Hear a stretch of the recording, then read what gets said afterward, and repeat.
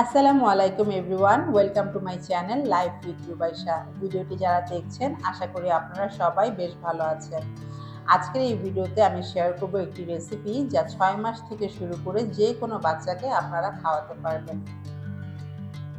বাচ্চাদের সুস্থ রাখতে আমরা কত কিছুই না করি। বাজারের কেনা সুজি আমরা সবাই খাওয়াই, কিন্তু আজ আমি আপনাদের সাথে শেয়ার করব সম্পূর্ণ ঘরোয়া উপায়ে তৈরি চালের সুজি।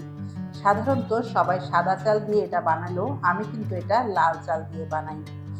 লাল চাল দিয়ে বানানোর কারণ এটা বাচ্চাদের জন্য অনেক বেশি উপকারী, এবং কিভাবে এটা ঘরে বানিয়ে 6 মাস পর্যন্ত ভালো রাখবেন আজকের ভিডিওতে তাই শেয়ার করব। তাই ভিডিওটি শেষ পর্যন্ত দেখুন। অনেকেই মনে করতে পারেন সাদা চাল বাদ দিয়ে লাল চাল কেন। আসলে লাল চালে থাকে প্রচুর পরিমাণে ফাইবার, আয়রন আর ভিটামিন বি কমপ্লেক্স, যা বাচ্চার হজম শক্তি বাড়াতে এবং রক্ত স্বল্পতা দূর করতে দারুণ কাজ করে।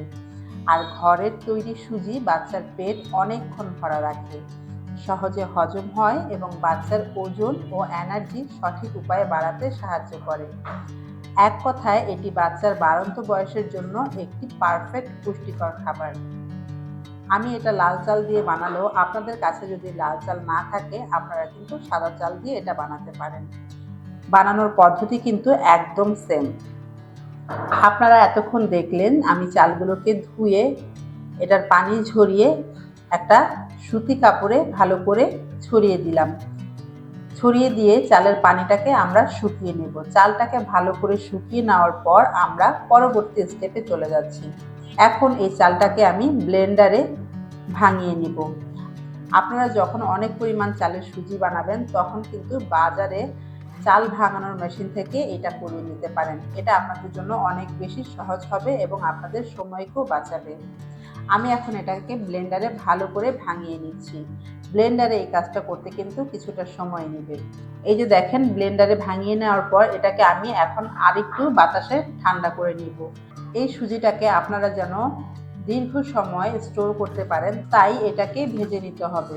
একটা শুকনো প্যানে সুজিটাকে আমরা ভালো করে ভেজে নেব যতক্ষণ পর্যন্ত চালের ময়েশ্চারটা চলে না যায়, মানে চালের মধ্যে কোনো পানির ভাব থাকতে পারবে না, তাহলে কিন্তু সুজিটা অনেক দিন ভালো থাকবে না। সুজিটা ভালো করে ভেজে এর ময়েশ্চারটা চলে গেলে এটাকে আমরা নামিয়ে নিব। এখন কিন্তু আমাদের সুজিটা তৈরি হয়ে গেছে। আপনারা চাইলে এখান থেকেই বাচ্চাকে রান্না করে খাওয়াতে পারবেন। এবার আসি সবচেয়ে গুরুত্বপূর্ণ ট্রিক্সে, কিভাবে এটা 6 মাস পর্যন্ত ভালো রাখবেন। সুজি ভাজার পরপরই কিন্তু এটাকে কৌটায় ভরা যাবে না, এটাকে পুরোপুরি ঠান্ডা হতে দিন। এরপর একদম পরিষ্কার ও এয়ারটাইট একটি শুকনো জারে ভরে রাখুন। আপনি যদি এটাকে নর্মাল তাপমাত্রায় রাখেন তবে মাঝে মাঝে একটু রোদে দিতে হবে। আর যদি কোনো ঝামেলা ছাড়াই পুরো 6 মাস একদম ফ্রেশ রাখতে চান তবে জারটি নর্মাল ফ্রিজে রেখে দিন। এতে সুজিতে কোনো পোকা ধরবে না আর গন্ধ একদম নষ্ট হবে না।